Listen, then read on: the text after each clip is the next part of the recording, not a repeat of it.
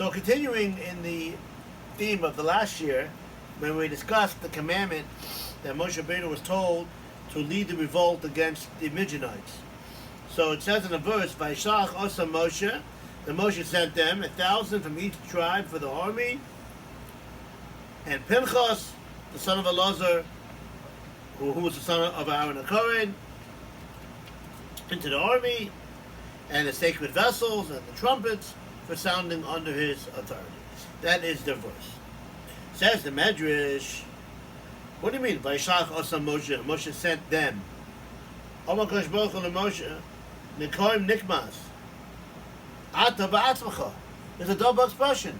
You shall take the vengeance against the Midianim. And Aaron doesn't say, you shall take it. It says it twice. Nikoim Nikmas. A double lashon, a double expression. Of whom a shalech is a cherem, and he sent somebody else. Why did he do it himself? That's Medrash. If there is Gadol be'eretz Midian, he spent his formative of years in Midian. Amar Eino B'din Shani Meitzel Misha Asa B'Toiver. It wouldn't be appropriate for me to be the one to bring punishment on a nation that was nice to me, that did me favors. For example, a well that you drink out of, you don't throw stones at such a well. That you'd be ingrate if you would do that. One of the main perushim on the Medrash, the Mazav says, it would be inappropriate that I would be the one that would do something negative to one that performed favors for me. As we see in the Torah much earlier in Exodus, that Aaron HaKohen is the one that hit the water, now river, when the first couple plagues were started. They came from the water.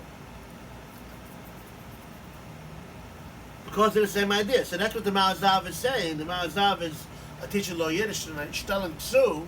He's bringing in where you see this concept earlier in the Torah itself, that Moshe Rabbeinu would not do something. Look, the Nile River saved him when he was thrown into the water to save his life because of the decree of Pharaoh.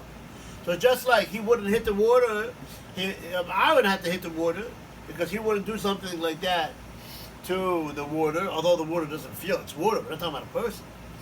But it's the idea behind it. So also, he wouldn't be the one to do something against Midian, like a war, killing out a country, because Midian was good to him. We have to understand, these people that are living in Midian now were not the same people that were good to Moshe.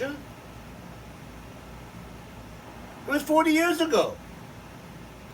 And even that, they weren't trying to be good to him. Moshe was there. So he happened to live in their city.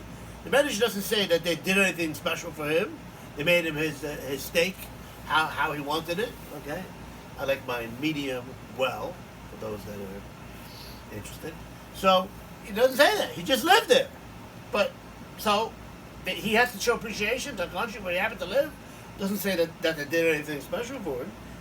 And even the parable that the well that you drank out of, you shouldn't throw stones. The man goes and takes water out of the well. The well didn't do anything for him. It happens to be the water was in the well, and it was a way, I should say in Yiddish, to have the water. The water needs to be somewhere, so the water's in the well. The well is not trying to help you. It happens to be that that's where the water is. And similarly too with the Nile River. The Nile River didn't save Moshe. Yocheved threw him into the water 80 years ago. And Moshe was saved from the water. So 80 years later, when it comes to doing the Makos, so he couldn't hit the water that saved him when he was an infant. Still, Moshe Rabbeinu made him sock that he's not going to fight with the Midianim, and he's not going to hit the Nile River, because the Chiyuv HaKaras HaTov, the obligation to show appreciation, includes even not just a person, but even a thing that helps you a long time ago and doesn't even have kavanah to help you. Chiddush, a great idea that we learned out. Of course, I told is so important. A person has to have appreciation, even for a non-human being, for just an object, and even if they didn't have kavanah, by definition, if it's not a person, they're not going to have kavanah to help you, didn't have intention to help you, and even if it was a long time ago, doesn't make a difference. That's a fascinating idea that the Chiv HaKos HaTov, the obligation of HaKos HaTov, goes so far. Now the problem is that HaKadosh Baruch Hu told him to do it himself. So with all your cheshbonos, remember we learned in the last year, you're not supposed to have cheshbonos calculations against God? Could be it's not a kasha. Because Moshe Rabbeinu realized that if HaKadosh Baruch Hu tells him to do something, it would have to be in a way which would not be a stira, which would not contradict the rule of HaKadosh HaTov to show appreciation. And therefore he realized that he would be in charge of the revolt. He would be the one to get the army together. But to actually go out and fight against the Midianim, HaKadosh Baruch Hu could not have meant that he would do it himself, because that would be a lack of HaKadosh HaTov, and then he would be an ingrate. Moshe Rabbeinu realized that to be an ingrate is such a terrible thing. HaKadosh Baruch Hu would never want him to be an ingrate. And therefore, it's not a stira. Guy told him to do it himself. Why did he do it himself? He did do it himself because he controlled the army. He got everybody together. But he didn't actually physically fight the war, because that would not be inappropriate. That would not be appropriate for him to do, because of the Chiv HaKos HaTov that he showed, that he has to show to the Midianim.